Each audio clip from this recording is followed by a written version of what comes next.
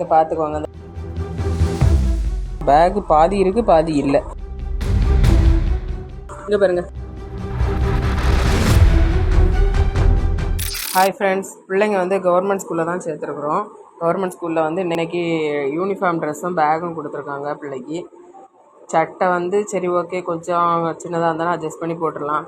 Knicker வந்து இந்த மாதிரி இவ்வளோ லூஸாக தான் இருக்குது. சரி, அதையும் அட்ஜஸ்ட் பண்ணி ஆல்ட்ரு பண்ணி போட்டுடலாம். இங்கே பார்த்துக்கோங்க, அந்த பேக்கெட் பாருங்கள், 2 விரல் தான் உள்ளே போகுது. பையனுக்கு ஒரு 3 விரல் போகும். இதில் என்ன பேக்கெட் யூஸ் பண்ணுறதுக்குன்னு தெரில. கவர்மெண்ட்லேருந்து ஒரு ஆர்டர் கொடுத்து உங்கள்கிட்ட தைக்க தந்தாங்கன்னா தயவு செஞ்சு டெய்லர்ஸ் வந்து அதை கொஞ்சம் பார்த்து கவனமாக தைச்சி கொடுங்க. பிள்ளைங்க போடுறதாக்கும் இப்படியெல்லாம் தைச்சி கொடுத்தா எப்படிங்க?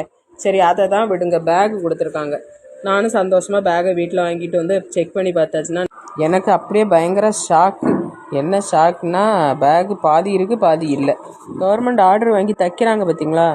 இங்கே பாருங்கள், பேகு பார்த்துக்கோங்க, 2 சைடு ஜிப்பு கம்பார்ட்மெண்ட் இருக்குது. இங்கோடி கை போட்டால் அந்த சைடோடி வந்துடும்.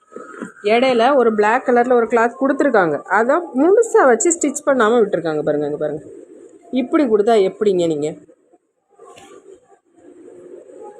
கவர்மெண்ட் வந்து உங்களை நம்பி ஒரு ஆர்டர் கொடுக்குறாங்க. நீங்கள் அதை ஒழுங்காக ஃபினிஷ் பண்ணி கொடுக்கலாம்ல. சின்ன குழந்தைங்களுக்கு கொடுக்குறது தானே. எத்தனை வீடுகளில் யூனிஃபார்ம் ட்ரெஸ்ஸு அப்புறம் பேகெல்லாம் வாங்குறதுக்கு காசு இல்லாமல் இருக்கும். அவங்களுக்கெல்லாம் எவ்வளோ பயன்பாடாக இருக்கும் அது. நீங்கள் இந்த மாதிரி அரைக்குறையாக வேலை செஞ்சு கொடுத்துருவீங்க. அப்புறமா பழியெல்லாம் என்ன கவர்மெண்ட் மேலே. தயவு செஞ்சு ஒழுங்காக அவங்களுக்கு தந்த ஆர்டரை முடிச்சு கொடுங்க. ரொம்ப கஷ்டப்படுறாங்க இதனால் நிறைய மக்கள். உங்கள் ஏரியாலையும் பேகெல்லாம் இப்படி தான் கொடுக்குறாங்களான்னு சொல்லி கொஞ்சம் கமெண்ட் பண்ணுங்கள்.